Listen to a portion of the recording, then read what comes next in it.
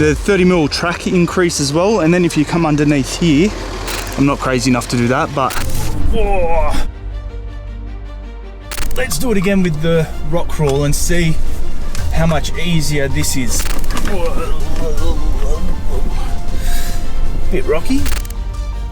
I don't know if I really like that pricing structure. Behind me is the Ford Everest Tremor, and I'm currently getting myself lost in the Wadigan Mountains. But some quick stats on this: it costs 85 grand in this color. It sits 29 mils higher, 30 mils wider, gets a whole bunch of off-road accessories, including a rock crawl mode that you don't get on the normal one.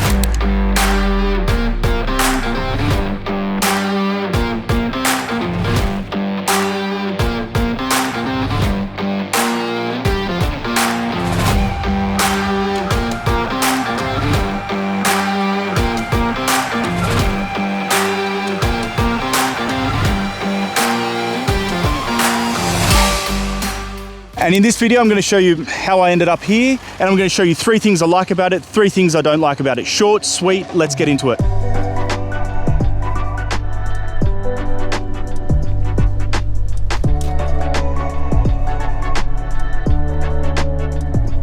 But first, let's talk about what makes this a tremor, an Everest Tremor. Well, I'm going to try not to kill myself here, but you get these 17-inch alloys, which are wrapped in general grabber all terrains. You obviously get all the badging and you get the side step, and it is a tall car because it's got a 29mm lift kit on it. To be honest, 29mm isn't really a huge difference when you're talking about hopping in. You get the 30mm track increase as well, and then if you come underneath here, there are steel bash plates for when you're doing stuff like that. I'm not crazy enough to do that, but when you're doing stuff like this, how could I forget this? The big V6, we'll talk about that later. You also get the Bilstein dampers as well, which really help on and off-road, to be honest. Really help the ride and its off-road ability.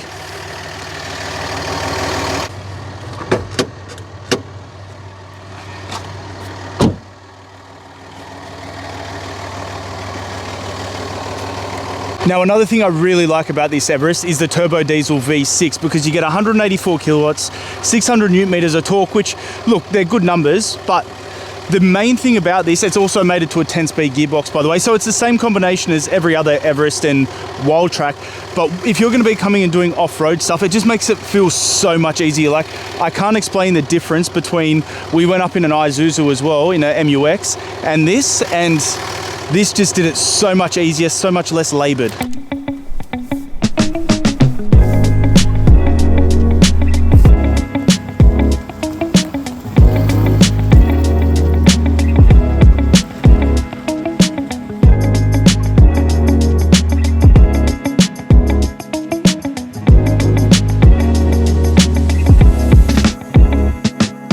Now let's talk about another thing I like about it. It's off-road ability, because with the extra rock crawl mode and these general grabber tires and just all the setup, the 29mm lift kit, everything about this just makes it so able to go up. I actually,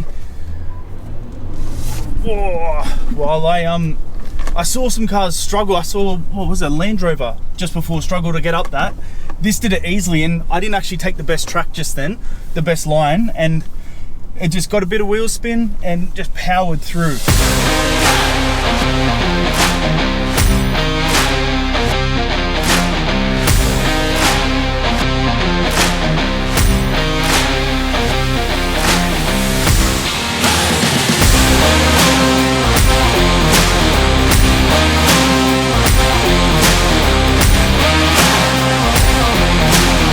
With this big V6 as well, it's just got ample power. Like, that was not even phased. All right, we'll do this again. I did that without rock crawl mode. So let's do it again with the rock crawl and see how much easier this is, because we are climbing up rock, I suppose. So let's see what happens here. How much easier was that? That was just effortless. It's like going to the bakery down the road. Not a problem. And I mean, look, I'll be the first to admit that this isn't the hardest track in the world, because I don't really want to own one. I don't want to damage this thing and have Ford be like, you break it, you buy it. But that did that easily. Now we've got the hill descent control on to go back down. See how this goes. Easy. Easy peasy.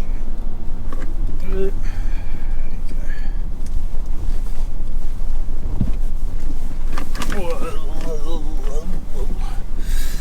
Bit rocky, but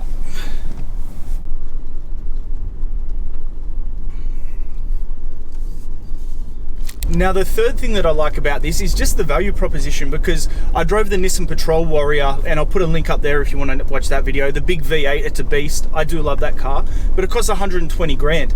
It's the same thing as the Toyota Prado Altitude. It's at, what was it, about 90 grand, but by the time you put all the kit on it, it can get upwards of 120 grand as well. Whereas this, it comes kitted out.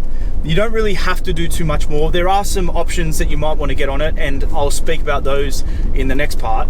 But just the value proposition, you're getting a good off-road car, you're getting the V6 engine, and you've got a third row, so it's a good family car as well.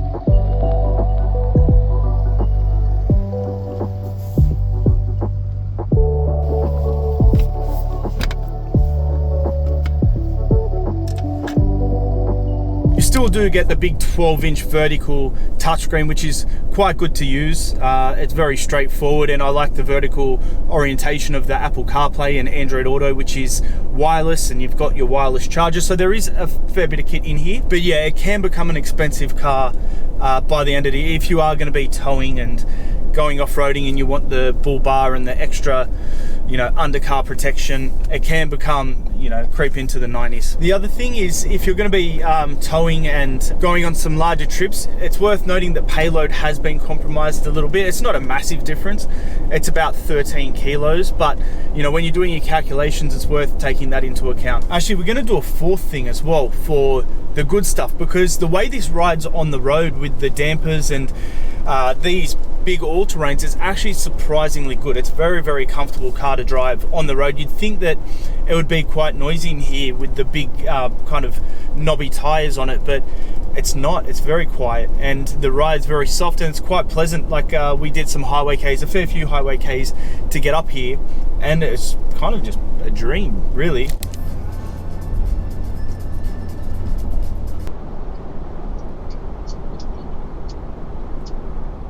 Very quiet, very smooth. The engine's just not found wanting on the road. It's it's a surprisingly good package as well. I think another thing that I'm not a big fan of is to get a 360 camera. Like, it's not a big deal that the 360 camera isn't in here, but to get the 360 camera, you have to add the touring pack and the towing pack to get that, which seems like it's kind of making them a pigeon pair, kind of forces your hand a little bit. I don't know if I really like that pricing structure. Like, just, it should be in one or the other, but you shouldn't have to get both.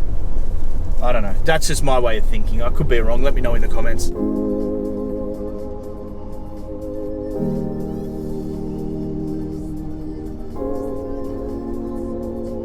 So we're on the motorway on the way back now, and I've been racking my brain trying to think of another con for this Everest Tremor, and I've been struggling, to be honest. But then I'm just thinking about the off-roading we were doing.